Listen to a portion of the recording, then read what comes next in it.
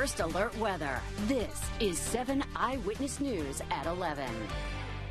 Tonight, the 7 Eyewitness News I-Team reveals a list of priests accused of sexual misconduct that was concealed by the Buffalo Diocese, never meant to see the light of day. Good evening. The list, quite different from the one released to the public by the Diocese back in March. That list contained 42 names. The secret list has more than 100. In his exclusive report, 7 Eyewitness News I-Team Chief Investigator Charlie Speck details tonight the lengths the diocese went to in order to hide this list from your eyes.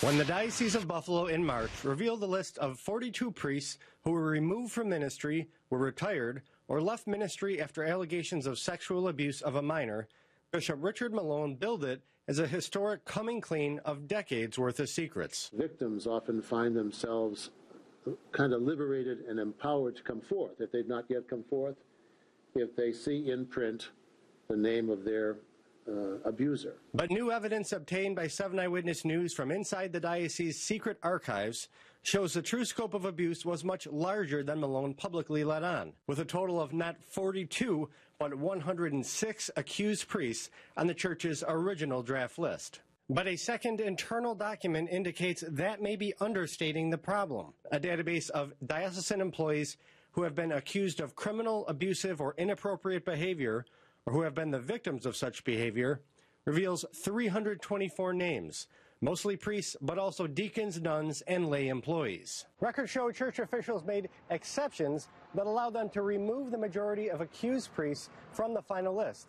That resulted in a much lower number for the public to digest, and it also allowed Bishop Malone to say that no accused priest was still in active ministry, even though in multiple cases that was not true. In addition to the 42 accused priests Malone identified in March, records show church leadership had full knowledge of another 64 accused priests, whose names were removed before the list was made public. 25 of them were religious order priests like Franciscans and Jesuits. 19 were diocesan priests who were dead but accused by, as the diocese put it, only one victim. And 20 more were accused but kept off the list because they did not fit the diocese's carefully crafted criteria for disclosure. The Catholic Diocese is not being transparent. They are hiding.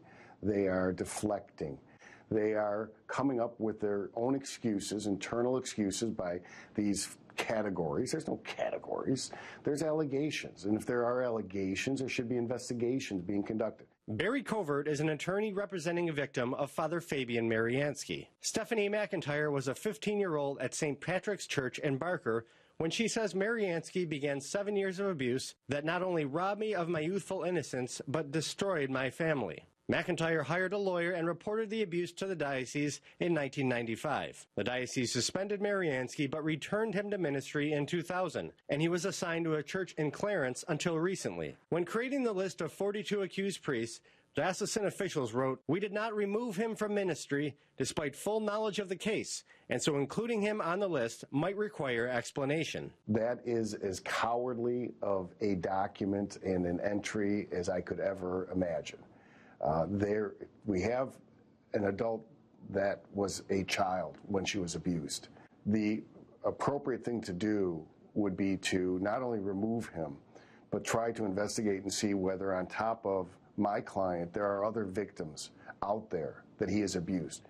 Instead, Bishop Malone let Mariansky continue in ministry at Nativity of the Blessed Virgin Mary Church in Clarence until May 6th, when McIntyre told her story to the Buffalo News. Reporter Jay Tokaz said Malone told him he was not aware the allegation against Mariansky involved a minor. But diocesan records obtained by the I-Team show church lawyers informed Malone about the Mariansky case when he first became bishop in 2012.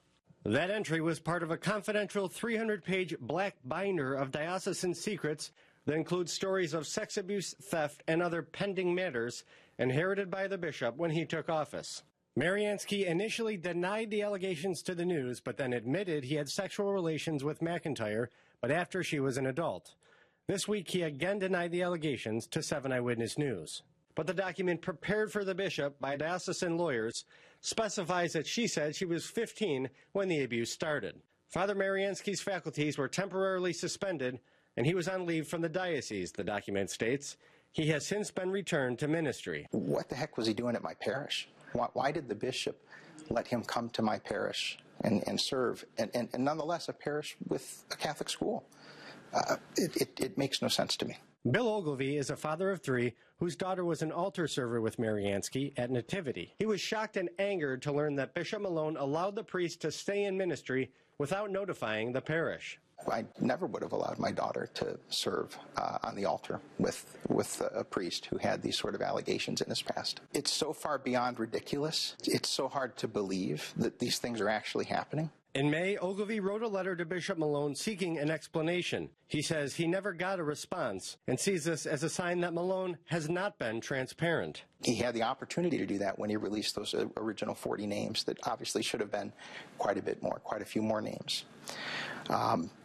But because he didn't do that, because he still shrouds the diocese in secrecy, he has done no favors to any of the constituents within his diocese. But Mariansky isn't the only priest the diocese kept off its list for what Ogilvie sees as questionable reasons.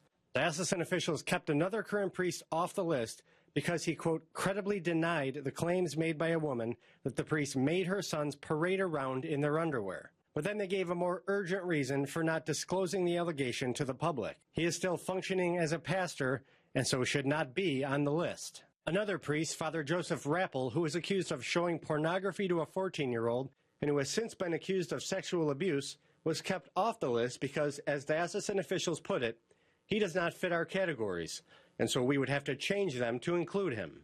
And the church now is claiming that they're not going to include this priest who showed pornography to a 14-year-old because they would have to change their own internal categories. Who cares about their categories? 7 Eyewitness News has obtained documents that refer to a database created by Sister Regina Murphy, who was then the diocese archivist and who now serves as chancellor. The documents summarized confidential files and allegations as of May 1st, 2017.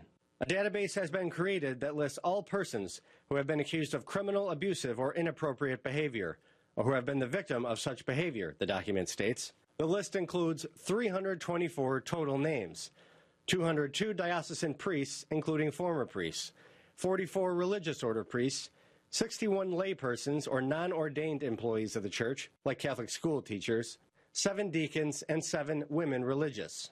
A church official confirmed the context of the database, but said these offenses are not exclusively sexual and also appear to include violations against both minors and adults, which explains this higher set of figures. Memos between Sister Regina and Bishop Malone indicate she created the database last year in locations at diocesan headquarters that were nicknamed The Well and The Secret Archives. The memos state that no government agency is to have full access to the secret documents without a court order or subpoena.